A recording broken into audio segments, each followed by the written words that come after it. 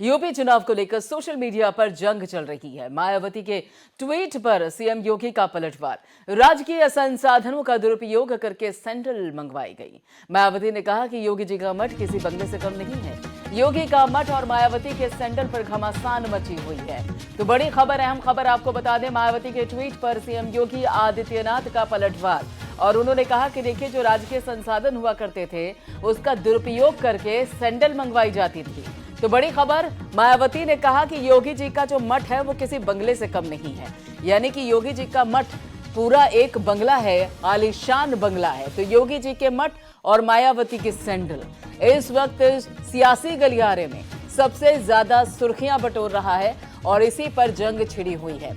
तो मायावती के ट्वीट पर सीएम योगी का पलटवार। बड़ी खबर आपको बता दें, यहां पर मायावती ने कहा है कि योगी जी का जो मठ है, ट्वीट करके ये कहा कि योगी जी का जो मठ है वो किसी आलीशान बंगले की तरह है। तो इस पर योगी जी भी चुप नहीं रहे। उत्तर प्रदेश के मुख्यमंत्री योगी आदित्यनाथ ने कहा कि राजकीय संसाधनों का इस्तेमाल करके सैंडल मंगवाई जाती थी। बड़ी खबर आपको बता दें, यूपी चुनाव को लेकर सोशल मीडिया पर जंग जारी है। सोशल मीडिया पर अब जो जंग है वो मायावती वर्सेस सीएम योगी आदित्यनाथ हो गई है। मायावती के ट्वीट पर सीएम योगी का पलटवार। तो सबसे पहले यहां पर जो ये सोशल मीडिया पर जंग की शुरुआत की है, जो आगाज किया है, मायावती की तरफ से हुआ है। मायावती बसपा सुप्रीमो मायावती ने कहा कि देखिए, जो योगी जी का मठ है वो एक बंगले की तरह है, आलीशान बंगले की तरह है। तो इसी ट्वीट पर रिट्वीट किया योगी आदित्यनाथ ने। और योगी आदित्यनाथ ने यहां पर ट्वीट करते हुए यह हमला बोला है मायावती पर कि जब बीएसपी सत्ता में थी तो उस दौरान जो राजकीय संसाधन हुआ करते थे उनका इस्तेमाल किया जाता था, दुरुपयोग करके सैंडल मंगवाया गया। तो यहां पर मायावती और सीएम योगी आदित्यनाथ दोनों आमने सामने। सोशल मीडिया पर दोनों के बीच में जंग छिड़ी हुई है। तो बड़ी खबर, अहम खबर आपको बता दें, मायावती ने ट्वीट कर कहा कि योगी जी का मठ एक आलीशान बंगला। और उधर सीएम योगी आदित्यनाथ की तरफ से ट्वीट आता है कि जिस दौरान बसपा सत्ता में थी तो उस दौरान राजकीय संसाधनों का दुरुपयोग करके सैंडल मंगवाया गया। तो इस वक्त सैंडल और बंगला, योगी जी का मठ और मायावती की सैंडल सबसे ज्यादा सुर्खियों में है।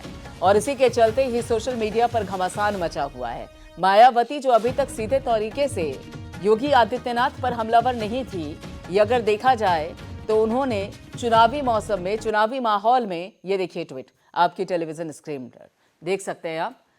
ये जो ट्वीट है योगी आदित्यनाथ का है और ये जो ट्वीट है ये मायावती का है। तो देख सकते हैं आपके उसमें लिखा क्या गया है। यहाँ पर मुख्यमंत्री योगी आदित्यनाथ और ये मायावती का ट्वीट है। और इसमें अगर आप वो लाइन देखें, किस लाइन की वजह से, किन शब्दों की वजह से इस वक्त सियासी गलियारे में हलचल है। सीधे तरीके से कहा गया है कि पक्के मकान दिए गए थे, लेकिन इस वक्त योगी जी का मठ और राजकीय संसाधनों के जरिए जो सैंडल मंगवाई जाती थी वो सबसे ज्यादा सुर्खियों में है। और इसी बाबत आगे की बातचीत करने के लिए सी10 न्यूज के ब्यूरो चीफ लखनऊ से शबी हैदर जी हमारे साथ जुड़ चुके हैं। शबी हैदर जी, अभी तक हम देख रहे थे कि जब तक चुनावी ऐलान जब हुआ था, शंखनाद के बाद से या शंखनाद के पहले से मायावती इस तरीके से हमलावर नजर नहीं आई कि उन्होंने सीधे सीधे कह दिया हो कि देखिए, जो योगी जी का मठ है वो किसी आलीशान बंगले से कम नहीं है। तो ऐसे में मान लें कि अब मायावती भी मैदान में है ट्वीट के जरिए।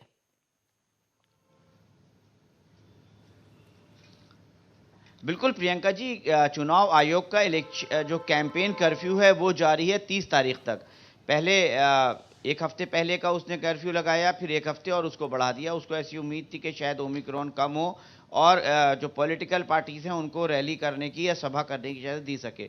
लेकिन अब जब नहीं है ऐसी सिचुएशन, तो जाहिर सी बात है एक ट्विटर पर एक वॉर सी छिड़ी हुई है। सिर्फ बहन जी मायावती नहीं, अखिलेश यादव नहीं, योगी आदित्यनाथ नहीं, सुभाषपा, छोटे बड़े जितने दल हैं सभी लोग इस समय ट्विटर पर एक्टिव हैं और तरह तरह के आरोप प्रत्यारोप लगाए जा रहे हैं। जिस तरीके से अगर हम मुख्यमंत्री योगी आदित्यनाथ जी की बात करें तो मुझे याद आ रहा है वो दौर 2008 का वो दौर था।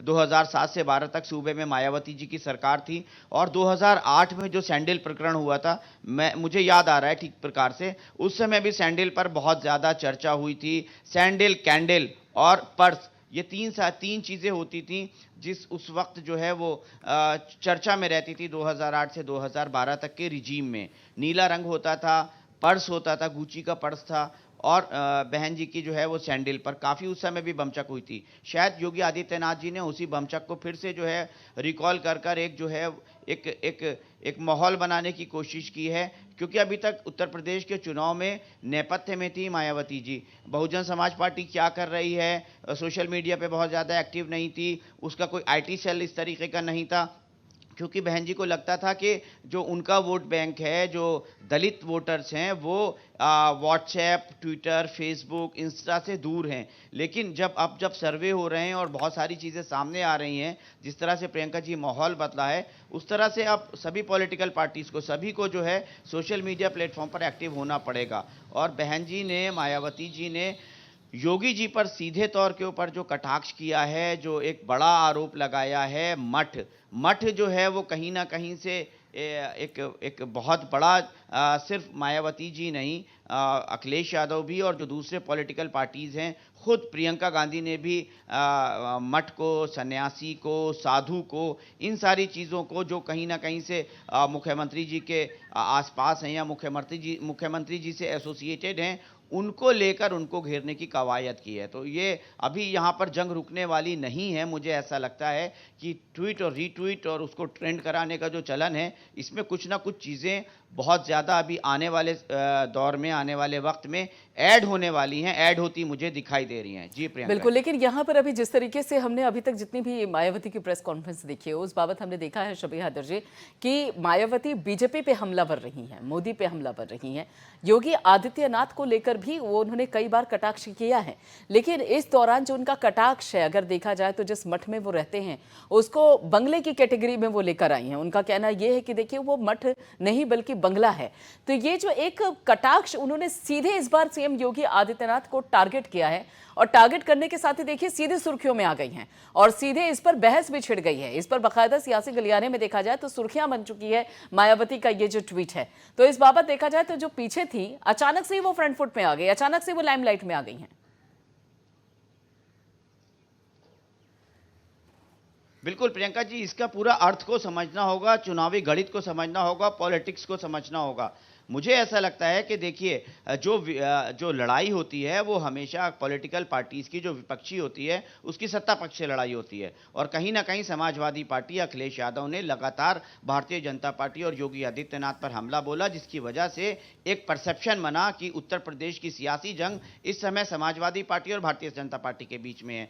और इधर मायावती जी लगातार अगर किसी को घेरने का काम कर रही थी तो वो अखिलेश यादव पर तंज होते थे, अखिलेश यादव पर ट्वीट होते थे, अखिलेश यादव पर बड़े हमले होते थे। और कहीं ना कहीं प्रधानमंत्री नरेंद्र मोदी और सूबे की सरकार को, चाहे ट्वीट के जरिए हो, चाहे दूसरे पॉलिटिकल बयान के जरिए हो, चाहे किसी मुद्दे पर समर्थन देने की बात की हो, बहन जी ने भारतीय जनता पार्टी के कई सारे मुद्दों पर उनके ट्वीट मौजूद हैं। अगर हम पिछले 15 दिन का उनका ट्विटर हैंडल अगर देखेंगे और उसको ऑब्जर्व करेंगे तो कोई भी लेमैन आदमी समझ सकता है कि हाँ, बहन जी ने कहीं ना कहीं प्रधानमंत्री नरेंद्र मोदी जी को समर्थन दिया है अपने ट्वीट के जरिए, अपने विचारों के जरिए और अपनी पार्टी के जरिए। लेकिन जब अब ऐसा लग रहा है उत्तर प्रदेश की सियासत में परसेप्शन दो पॉलिटिकल पार्टीज के बीच रह गया। कांग्रेस फाइट से बाहर है, बहुजन समाज पार्टी कहीं पर भी इस समय, ये सर्वे बता रहे हैं, ये जो मौजूदा स्थिति परिस्थिति है वो बता रही है, अभी तक बहन जी ने कोई भी रैली नहीं की है, कोई भी बड़ी जनसभा नहीं की है। वो या तो प्रेस कॉन्फ्रेंस के जरिए या फिर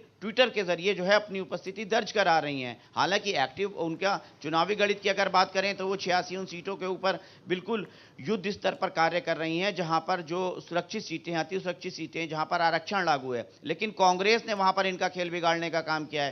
कांग्रेस ने उन 86 सीटों पर ऐसे प्रत्याशी उतार दिए हैं जो कहीं ना कहीं बहुजन समाज पार्टी बहन जी को थोड़ा सा विचलित कर रहे हैं। वहां पर फाइट जो ध्रुवीकरण है, जो बहन जी का वोटर्स है, उनके मतों में कहीं ना कहीं कांग्रेस ने सेंधमारी करने की कोशिश की है। तो अब बहन जी को ऐसा लगता है या उनको ऐसा लगा है कि कहीं देर ना हो जाए, इसलिए खुद को एक विपक्षी पार्टी, एक मुख्य विपक्षी पार्टी को स्थापित करने के लिए इस तरीके का बयान दिया जा रहा है और सीधे तौर के ऊपर योगी आदित्यनाथ जी और उनके मठ को कटघरे में खड़े करने की कोशिश। बिल्कुल सीधे तौर पर उन्हीं पे टारगेट किया है मायावती ने। अब हमारे साथ जुड़े रहिए शबीहा दर्जी।